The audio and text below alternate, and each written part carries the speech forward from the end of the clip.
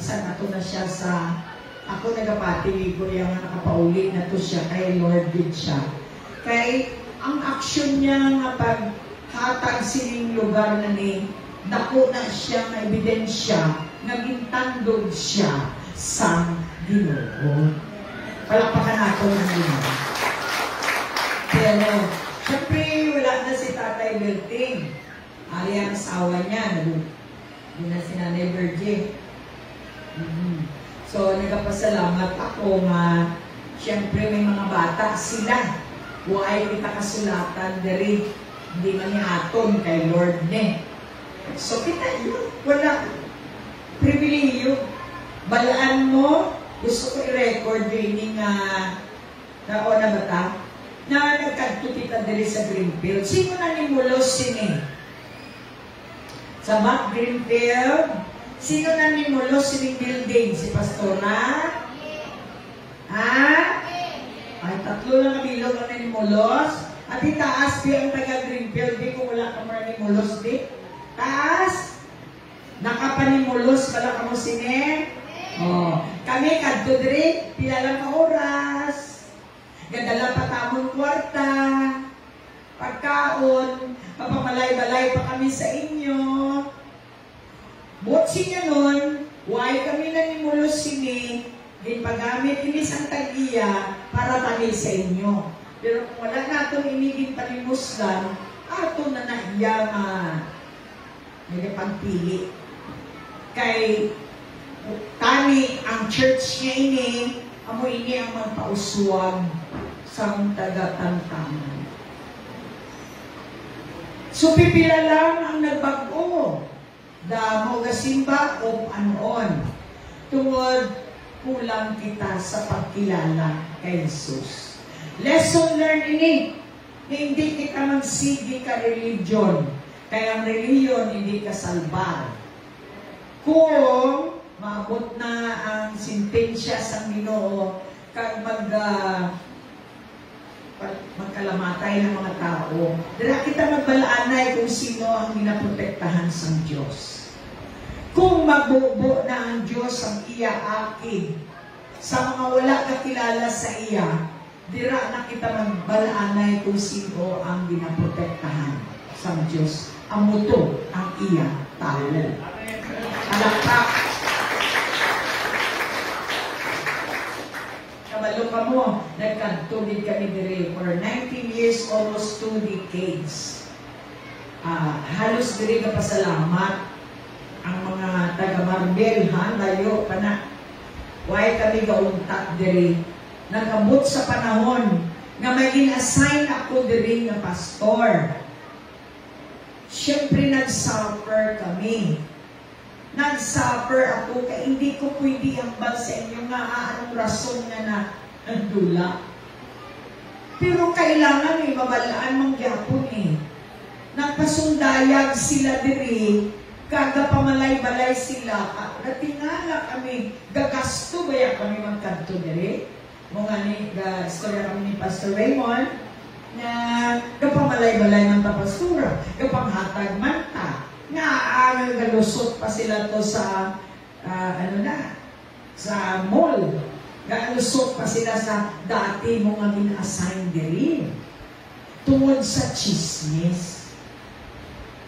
Subong nga bago kami maghalin, dahil nun ining lugar, pero hindi kita maglaing buot, ha?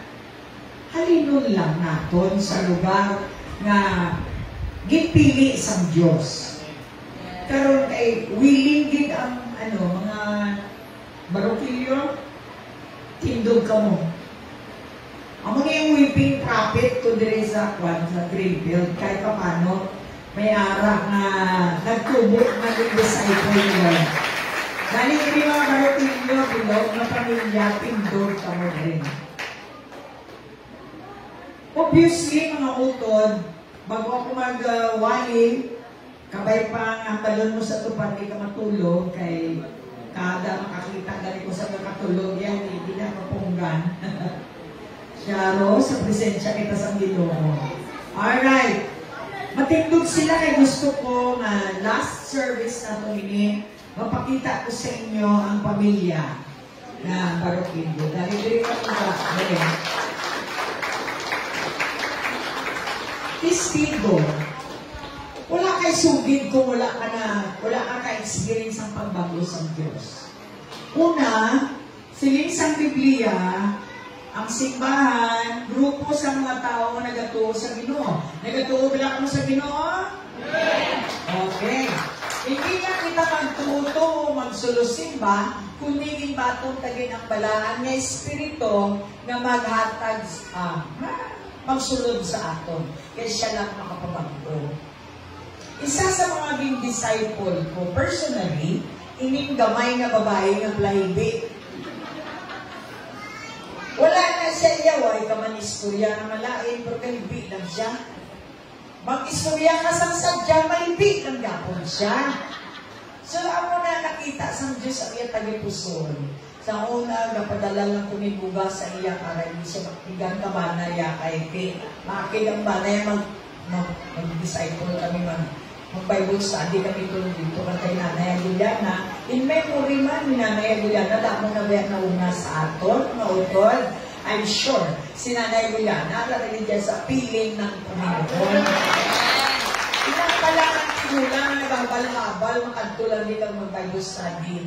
Ang in-Bible study ni Nanay Juliana, taas ka mo? 3 milyon? Ay. Ha? Dali pa yun. Ang diri, nag-Bible study man si Nanay Juliana. Hindi ka pagsayang mo ng kabuhi ni Nanay. Siya, rakit sa tagipusoon ko, ambot sa inyo. Para ba siya sa tagipusoon niya man? Palakpakan natin ang Ginoo.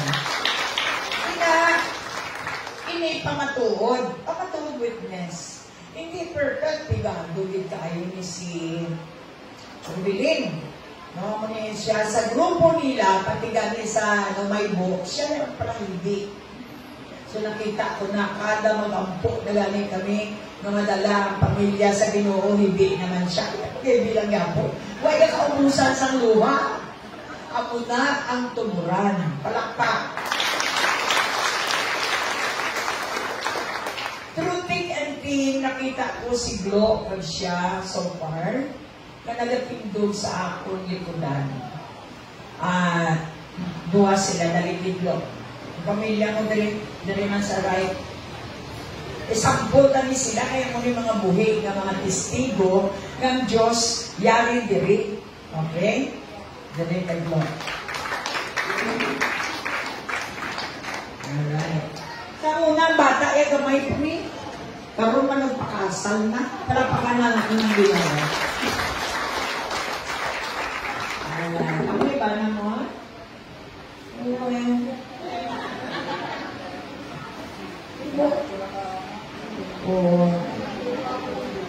Diba po talang ba nakita? Si Ining, nagkawalan niyang mata ni Glo o puti. Nasa una ako niyo, tuloy yan. Sa iyayilo, santo. Puti na gani. Magputi na. Ini siya witness man ini siya na manugpatay ni si Sister Glo. Kaya nakita ko yelo na matay, pati ano niya.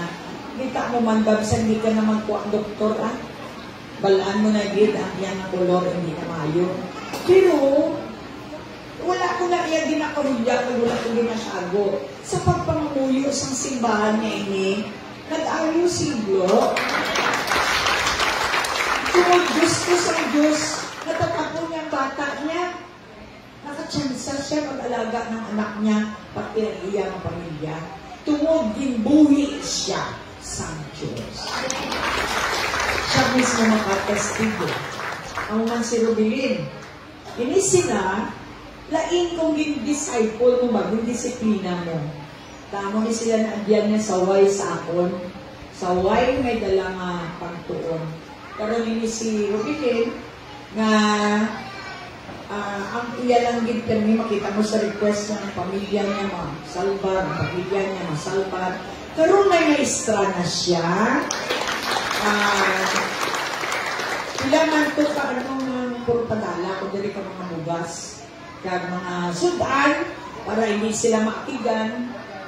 Kagkaroon, ang bugas ko ng tubo, oh. Sa mga si Member, may tricycle ina, buta ng tricycle asa sa ato.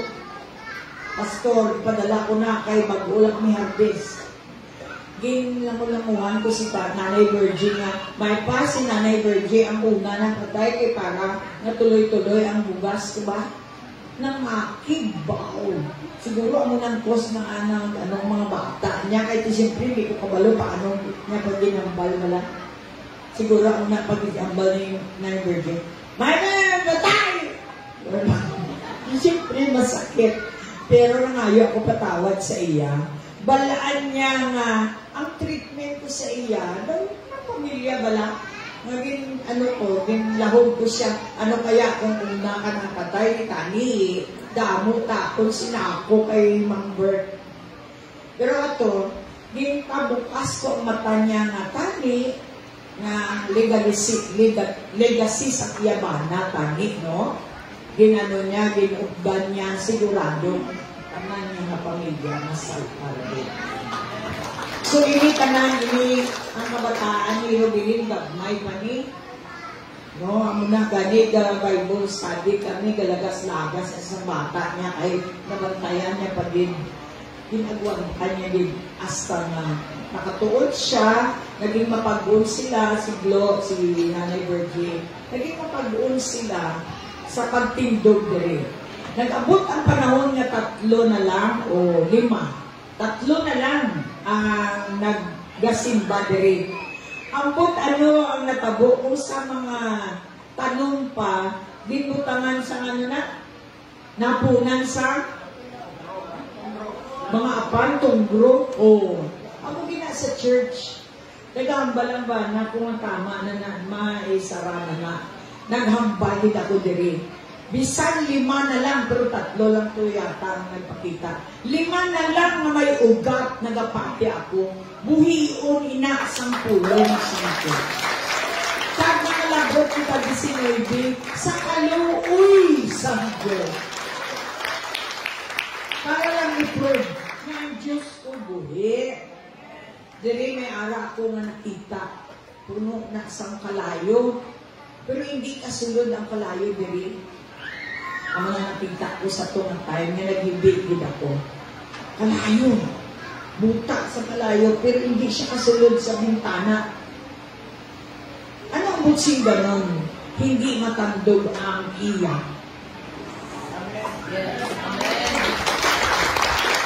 Bago ko assign din ng pastor, para prangkahon ko kamo para ma-close na sa mind ninyo. Kabalo makamo ko sino gin-assign ko diri nga nagalipana nga daw butterfly dira bisan ari diri at simbahan. Damo proposal nga palinana na sila da kay kami kay ako ang mga pastor da. Sino to nagambal? Ang gin-assign ko diri nga may adultery.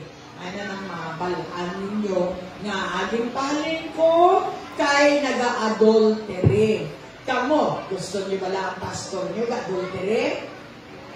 Sa sunod pagid sa simbahan? O, ripos ka mo, gusto niyo guro, ano pa gusto niyo pa siya?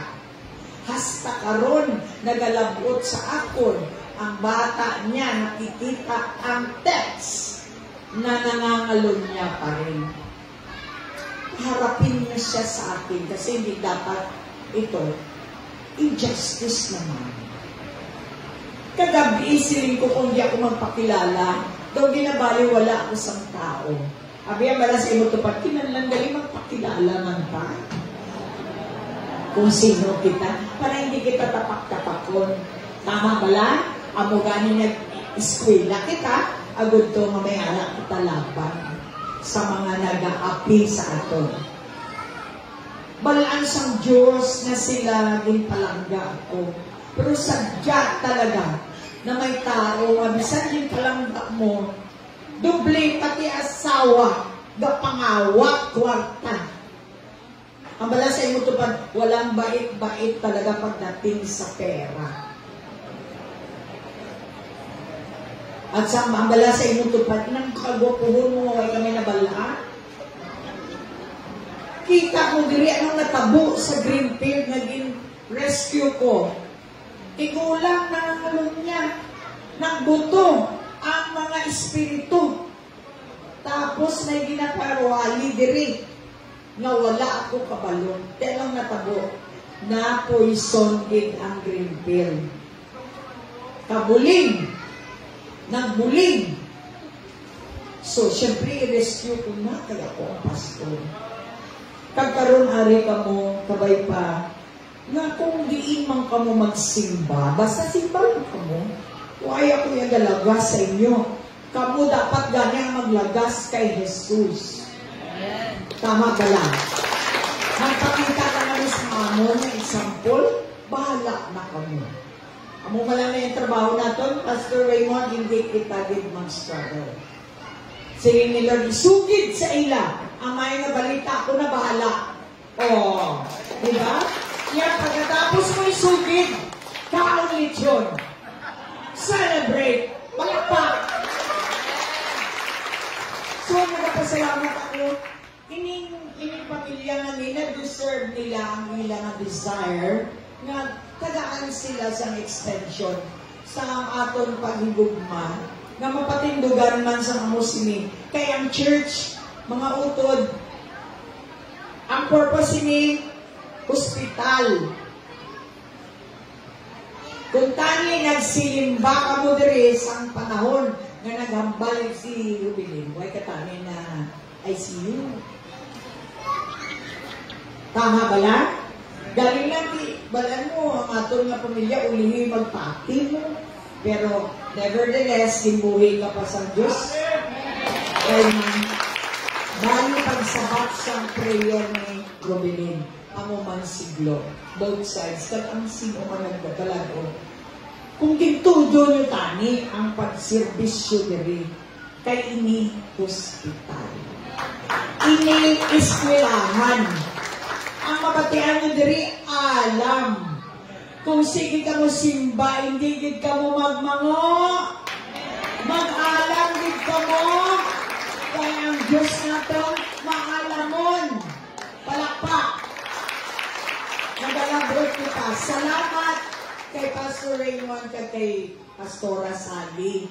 Naging, ano man yung laboratory nila. Diri nila nakita. Wala sang perfect ha. Wala ko nagsiling ang mga pastor ginagamit nila. Perfect na sila.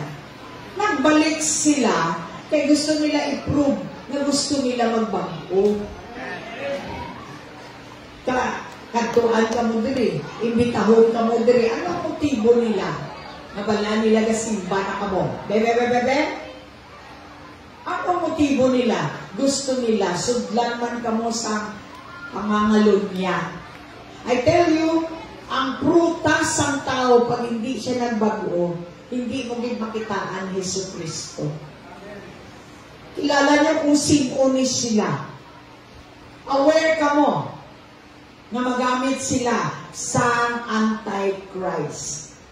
Kaya kung pro-Christ ka, nagbago ka. Imbitahon ka mo sa hindi pagbago, ako mismo ang kalaban nila. Ginapangapinan ko gid ang Greenfield, kay tani hindi ko gid gusto tani ma-poison. Ano mo? May pagpili ang tao. Pero salamat, may ara kita ibilin na legacy diri, witness nga ang Diyos ang BCF buhi. Kung kasarang ka mo magtalikod sa Diyos nga ini, bahala na kamo sa inyo kabuhi. Basta kami, hindi kami magtalikod sa Diyos na ini. Amen. Okay, po na kamo ay mawali na si Pastora. Praise God. Si ano, may teacher na siya. Karon,